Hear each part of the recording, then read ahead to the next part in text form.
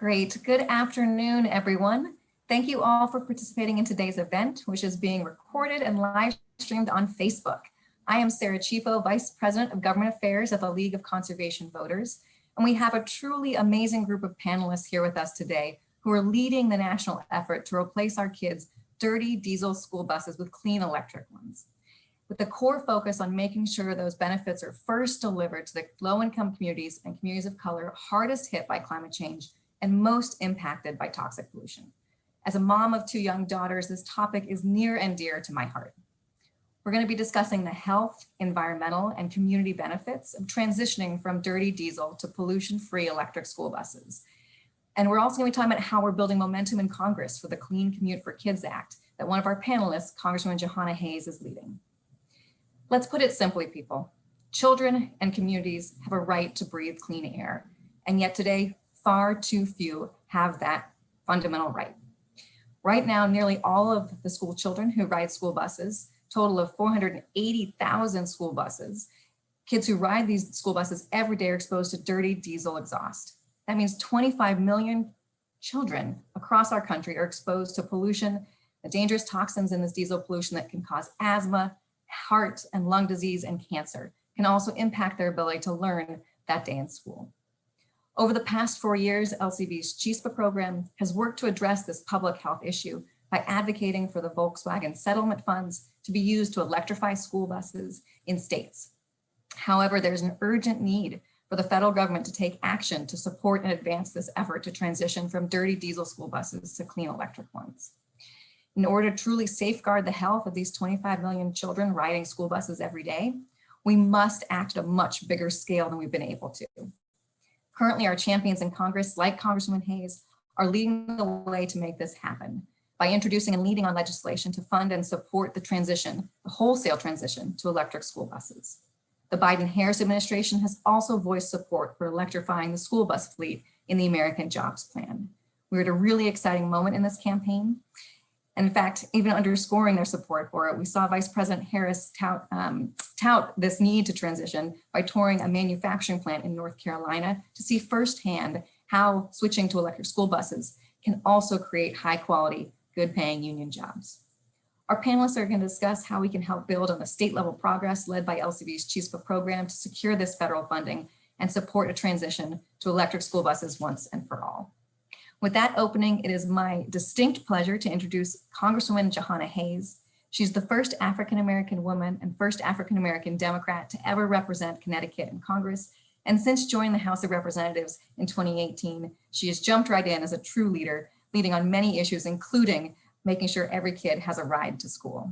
Her leadership has played a significant role in making this pollution-free clean school buses a nationwide issue and building the momentum for the Biden-Harris administration to embrace it in the American Jobs Plan, with their call for a full $20 billion over this to invest in this transition over the next 8 years. We're absolutely thrilled to have her here today to talk about how important this issue is to her, for her personal level, and also to building healthier communities. With that glowing introduction, Congresswoman Hayes, it's my pleasure to turn it over to you. Well, thank you. Thank you so much for having me, and thank you so much for doing this and for all of your leadership on this very important issue. I am a teacher. I came to Congress as a teacher, but as a teacher, I recognize that there are so many intersections that are a part of education. And before I could even begin to start teaching, my kids had to get to me. And most of those kids came to me by school bus, and standing in a bus line and waiting for kids to get off the bus and just being on buses, going on field trips with kids, you recognize just the incredible amount of toxic emissions that these kids are exposed to, and the direct link to many of their health issues, increased asthma and chronic lung conditions, and so many other things. I learned very early in my career as an educator that so many of my student absences at my school were attributed to asthma and other health conditions and hospitalizations. So these are all things that as we begin to look forward to how do we modernize and improve our education system and our delivery of services, we have to have a larger and more broad conversation about making sure that kids are healthy and that we make the very simple step of making their ride to school safe. Reducing emissions in the transportation sector has to start with school buses. As the nation's largest form of mass transportation and one of the single largest polluters of our atmosphere, diesel school buses are a threat to children's health, community resilience, and environmental sustainability. A large investment is necessary to kickstart this industry. Not only will this bring the prices of buses down, but it will ensure buses are economically feasible for lower income districts. Currently, an electric school bus can cost up to $400,000 or 2.5 times the amount of a diesel school bus. Electrifying our school bus fleet protects the health of children and bus drivers. It protects our communities. Diesel fumes increase risks of asthma, cardiovascular disease, hospitalization, and dementia in both adults and children.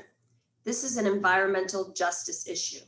My legislation prioritizes these communities and these children with long overdue environmental and health disparities. National deployment of electrical school buses will not only expand our nation's electric grid, but will provide opportunities to fortify it. Electric batteries on school buses can be used for numerous purposes, including as backup generators for schools in case of emergencies, because they spend most of their time out of transit. Both of my pieces of legislation account for these purposes by requiring the Department of Energy to pursue these uses and allow funds to go towards the infrastructure necessary to deploy electric school buses. There are so many questions surrounding this conversation, and there really is a reluctance to make a full shift from our current bus fleet to what we know will be better for not only our children and our communities, but for the environment. So that's going to take some legislative actions and some funding to support it. And I am so just happy to be a leader in that area and to work with my colleagues to insist that every piece of legislation that comes out that has to do with infrastructure, with schools, with transportation, that we are considering making sure that our children are protected, and switching over the school fleet is part of the conversation. Thank you. Thank you so much, Congresswoman Hayes. As all of our participants can see, we can have no better champion and leader for these issues than the triple threat mom, teacher, Congresswoman Jahana Hayes. With that, I'd love to introduce our amazing panelists. We have 3 panelists joining us today. First is Joanna Vicente, who is Chispa's National Senior Director, where she works to organize Latinx communities across the country to demand the systemic changes that are needed for people of color to thrive in healthy, sustainable environments, including leading the work to fight for clean rides for kids. She's a proud Ecuadorian immigrant and a true leader in the environmental movement. Throughout her career, Joanna has been a fierce advocate for centering the leadership of people of color in the environmental movement. On a personal note, I'm so happy to be able to learn from and work alongside Joanna. Before her time at LCV Chispa program, she was a community organizer with the Maryland League of Conservation Voters. Our second panelist is Alex Rodriguez, who serves as climate advocate for Save the Sound, where he is responsible for youth mobilization. Always important, never more so than right now. He's also responsible for supporting climate-related communications, coalition building, community engagement, and legislative advocacy. Prior to joining Save the Sound, Alex served as a community organizer in the Connecticut League of Conservation Voters, bringing a home district connection for you, Congresswoman Hayes. Finally, we have Trisha Dello Iacono, who is the National Field and Legislative Manager for Clean Air, for Moms Clean Air Force, where she brings the voices and the stories of concerned parents from across the country to members of Congress to advocate for policies that protect kids' health. Her work is deeply personal to her. One of her sons has a chronic health issue due to his exposure to toxic chemicals in their community. She's turned that into true being an advocacy force nationwide, and she's made it her life's mission to protect all children, to ensure they have clean air and are protected from toxic chemicals. With that, I'd love to open it up with the first question for our panel, which is telling us a little bit more about why transition to clean school buses matter to you, and how did you get involved in advocating for it? I'll start with you, Joanna. Thank you, Sarah, and hi everyone, welcome. Yeah, I think for me, this work is definitely personal.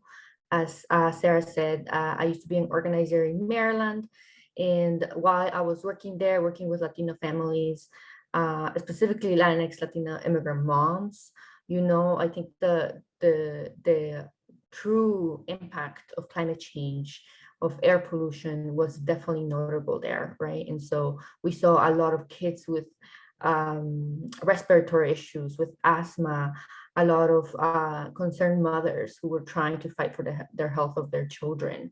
And so, I think for us, clean school buses was a tangible solution to address the very real issues that communities were facing on the ground, which is why in 2016, we launched the Clean Buses for Healthy Niños campaign to address just that and make sure that we were thinking about transitioning to electric school buses. And thanks to the leadership of many moms on the ground, of decision makers like Representative Hayes, we are where we are today, of having such an incredible momentum for bold solutions for clean ride for kids. So that's very exciting. And on a personal note, I think my dream is for my niece to be able to ride her very first school bus to be an electric one. So, I aim to work towards that goal. Fantastic, Joanna. Thank you. Alex? It's a delight to be here amongst colleagues, reigniting this talk on clean school buses. I remember when I joined the Connecticut League of Conservation Voters in 2017, I had learned about the campaign to electrify school buses, and I was very enthusiastic about it. That first year of the campaign, we had coordinated with Joanna and all of the Chispa program staff on coordinated petition deliveries. In Connecticut, we had delivered over 2,000 petitions in support of clean school buses to then Governor Malloy. Talking to people on the ground in the community, especially residents in Middletown, the city of Middletown, were very enthusiastic about the Clean School Buses campaign.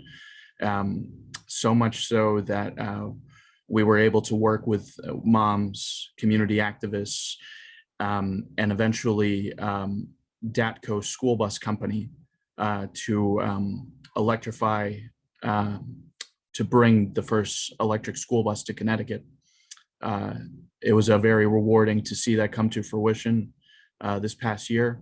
It happened in February where they unveiled the electric school bus. And I brought my family to the event, and my nieces and my nephew, they got to see this new technology come about. And so it was very rewarding. Any technology that helps kids breathe cleaner air and protects Madre Tierra, that is a worthwhile investment. Good to be here. Thank you, Alex. And so incredible in a few short years to be from delivering petitions to the governor to showing your niece and nephew the electric bus in person. So thank you for your advocacy. Trisha? Hey, everyone. So I am a mom to 4 young children. So you can imagine how talking about an iconic yellow school bus and that, and I think we're all familiar of the smell of the diesel pollution that it gives off. But unfortunately, also in my work, I see the impact that the diesel pollution has on children's health. We actually work with families across the country, especially in communities that are, heavily polluted with other pollution sources. And we have moms who also are experiencing impacts from climate change and who live in areas with where the wildfires can be pretty troublesome over the summer. And we have some moms who will not put their children on the bus if the air quality in their communities due to the wildfires or other pollution sources are elevated, because we know that the pollution inside the bus can be up to 10 times worse than outside the bus. And to me, that statistic really resonated in the stories of our moms that talk about not being able to put their child on the yellow bus to go to school because of the level of pollution and how it could exacerbate their asthma symptoms. And I just had a mom this morning tell me a story about how she actually had to, they were on a field trip and they were in the back of the bus, and the child actually had an asthma attack on the bus. And so that can be really scary, especially as we think about some of these children's trips to and from school can be up to an hour long. I know my My one son has almost an hour commute back and forth. So it's been really exciting this Congress to see Representative Hayes's leadership on this topic, and to know that there are leaders like Representative Hayes in Congress and our administration who are prioritizing this transition that we need so desperately, and especially looking to make sure that there's federal support in environmental justice communities. Thank you, Trisha. You're definitely a mom inspiration and such a fierce advocate. And she's also, I've sat in many hearings where Trisha's had all 4 children with her, and I don't know how she does it. I have to get some tips from you. So with that, I'd love to direct our next question back to you, Congresswoman Hayes, and tell our audience a little bit about some of the roadblocks that schools are facing in transitioning to clean school buses, and how this legislation helps alleviate that. Well, I'll first say that thank you all for all of your perspectives. And I'm not someone who came to this issue or through personal experience. It just, I became interested and saw different things. There was a point in my school district where we were trying to track student absenteeism for a report for the governor. And I was shocked to find out that the #1 cause of absenteeism amongst our students was hospitalization for asthma-related attacks, which really opened my eyes and got me to thinking about it. And then here in Congress, as I started to dive deep into this issue, I found that a 2014 study from the University of Michigan highlighted 5 urban communities in Connecticut as the worst in the nation for racial disparity in pollution exposure. That was devastating for me to have districts that I represent on this list of the worst in the nation for environmental justice and pollution for underserved communities. So one of my very first pieces of legislation, I introduced the Clean School Bus Act and the Clean Commute for Kids. And to answer your question, what are the barriers? Whenever I would talk to someone, they would talk about the roadblocks and financing a complete shift of such a large fleet, that districts didn't have the money to build the capital to purchase the buses or the infrastructure for the charging stations, for replacing batteries, for they would have to get technicians and all the other people. That this required a complete mindset. So while I cared about the issue, I also recognized that in Congress, I had a little bit more agency. So if money was the issue, how about now I work for the organization that appropriates federal dollars? The Clean School Bus Act would invest about $1 billion over 5 years. And the Clean Commute for Kids, that's through the Department of Energy, the Clean Commute for Kids is $25 billion. So even that, as large as those numbers sound, is not enough to completely shift the fleet, but it's enough to start. And it supports local districts in doing what they want to do and what they know is the right thing to do, but they cannot do that without federal support. So I'm very excited that there's been indication in the last couple pieces of legislation, and I haven't heard about the new infrastructure bill, but even in the transportation package, as I'm going through it, there is language that begins to acknowledge that we need to address the commute for kids.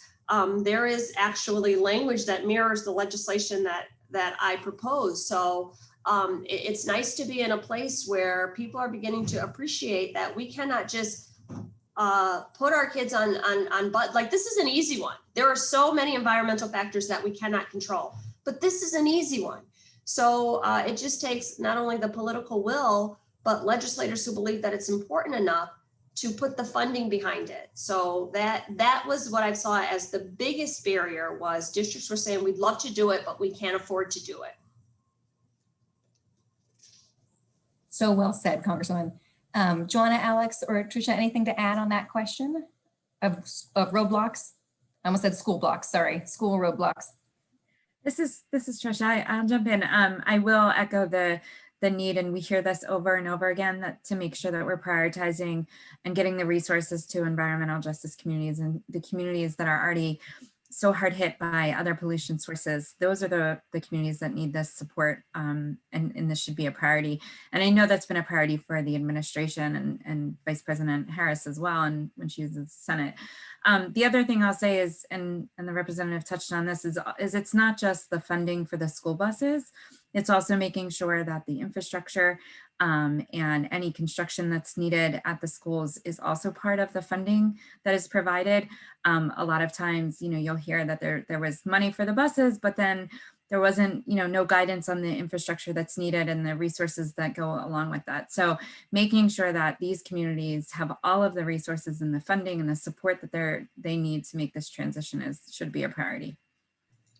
I just want to jump in and say both of the bills that I introduced prioritize low-income communities, and I'm very specific about this isn't just a blanket pilot where everyone can try it out and see how it works. We have to start first in the communities that need the most help, and the language is very specific to your point that we prioritize the kids who are most disproportionately impacted by the pollutants that come out of our buses.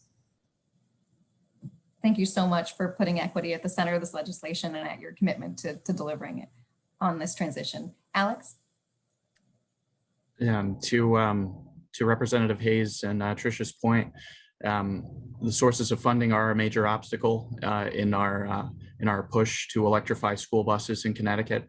The majority of Connecticut school districts do not own their own buses.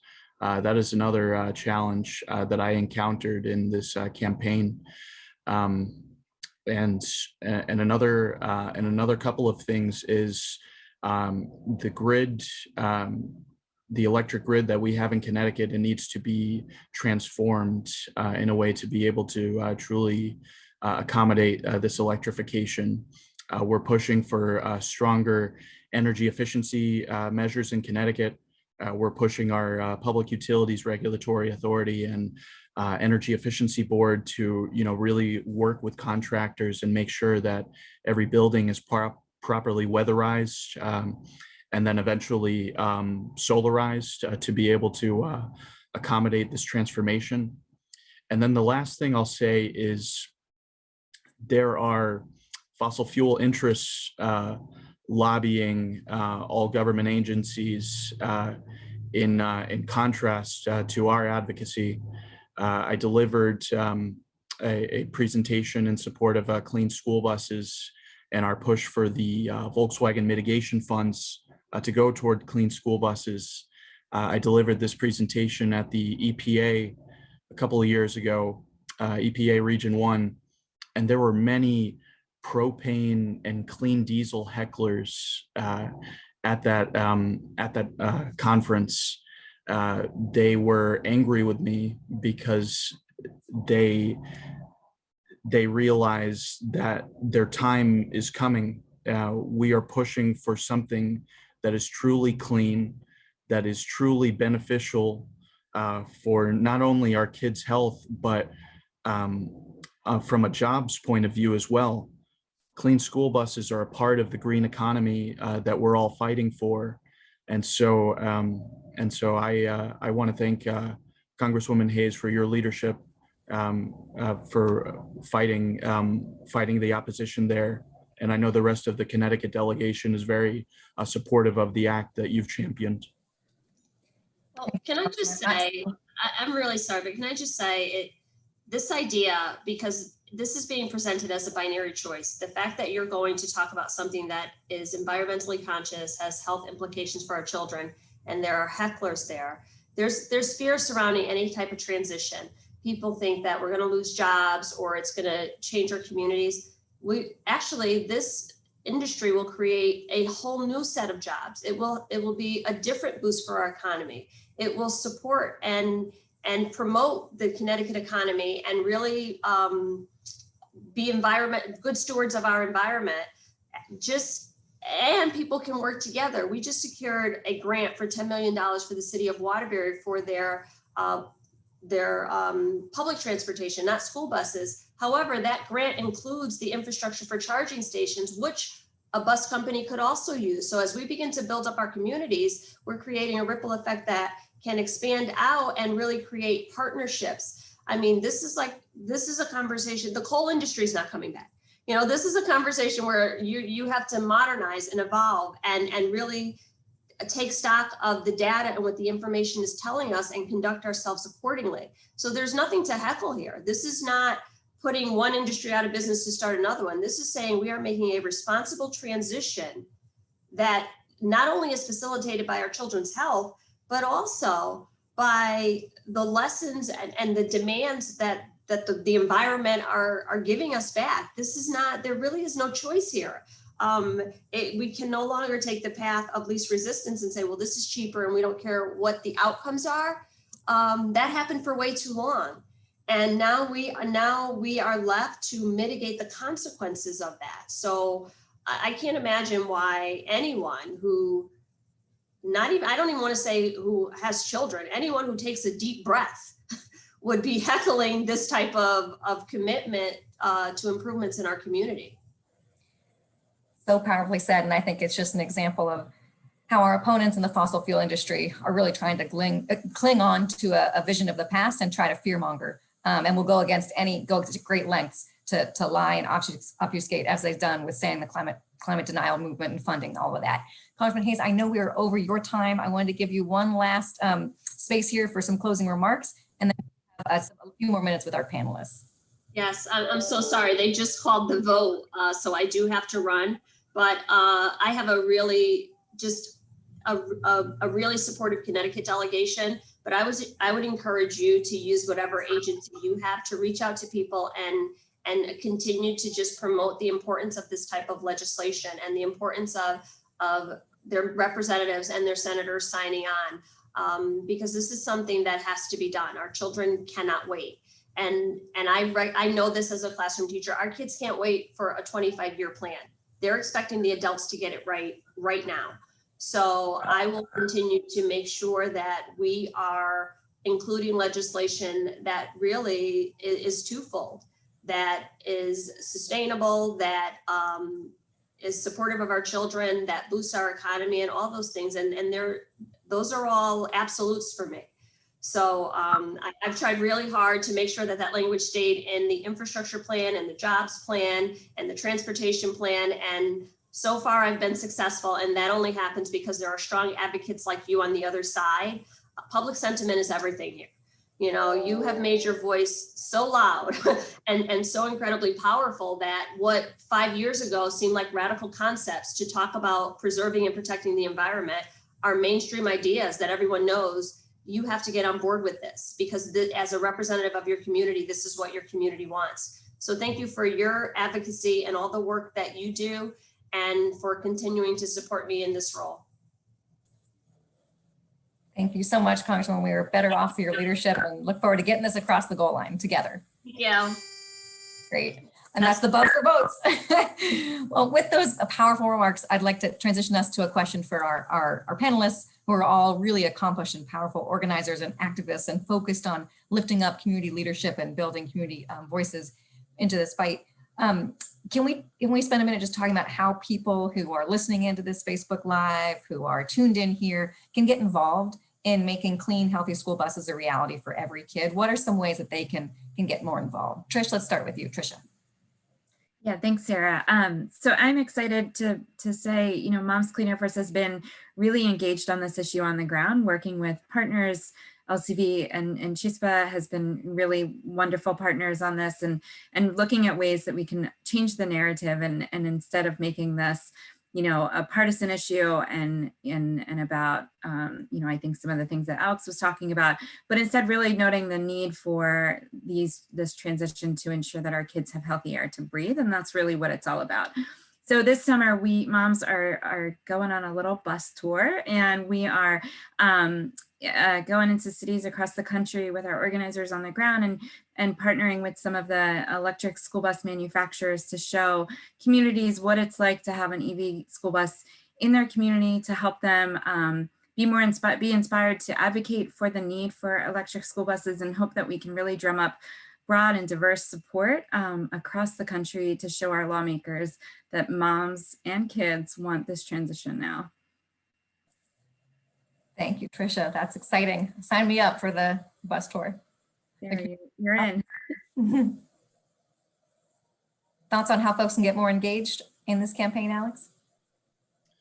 Yes, to everybody in Connecticut and really in the Northeast watching this right now, I would implore you to reach out to your congressional offices and ask for your congressperson's support for the Clean Commute for Kids Act, because that is a vital piece of legislation that will not only support the health of our children and our communities, but support a green economy and mitigate the climate crisis.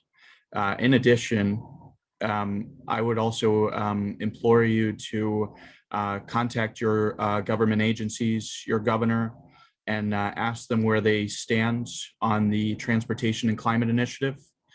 This is a regional cap and invest program being led by several jurisdictions across the Northeast and the Mid-Atlantic region. Connecticut, Massachusetts, Rhode Island, and Washington, D.C. have all signed the MOU.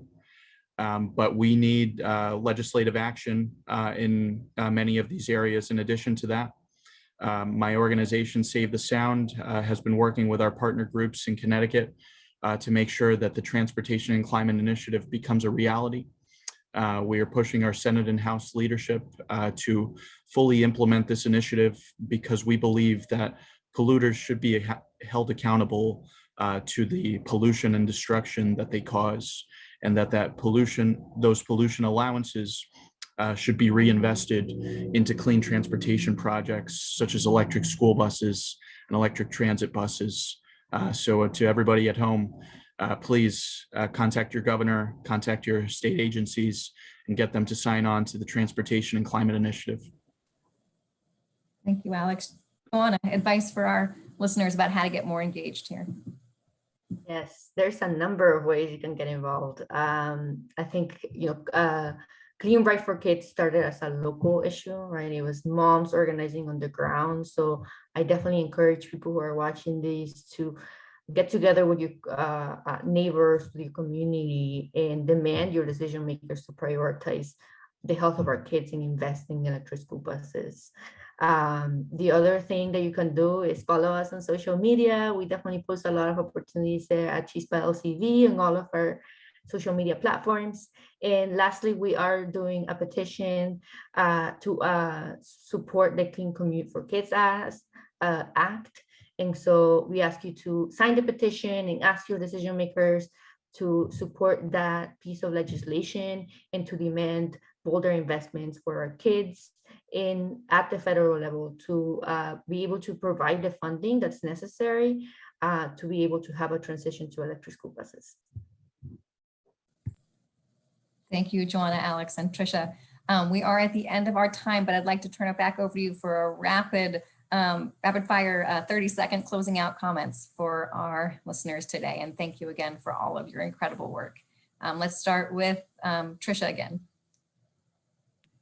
Thanks, Sarah. Just 30 seconds. We really need Congress to pass, bold legislation that addresses transitioning our diesel school buses to electric. Thank you, Trisha. I think you're going to yield a few of those seconds over to Alex. Climate crisis is an existential threat, is the most pressing issue in our lifetime. We need Congress to support the Clean Commute for Kids Act and support a clean transportation future. Thank you, Alex. And Jahana.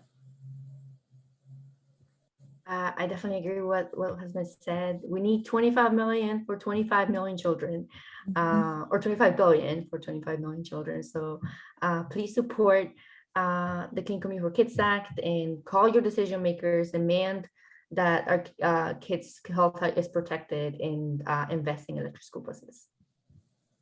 Thank you so much for all your time today, Jahana, Alex, Trisha, and Congresswoman Hayes for being such an incredible leader on these issues. This really is the time to seize this historic opportunity to deliver a clean ride for all of our kids. And now is the time to seize this moment. So thank you all for your interest and your engagement here. You heard it here. Contact your members of Congress, contact your governors, sign the petition from Chispa, lend your voice to this fight. Now is the time to get it done, and we're only going to do it if we're all working together. So thank you all for your time today, and keep up the fight.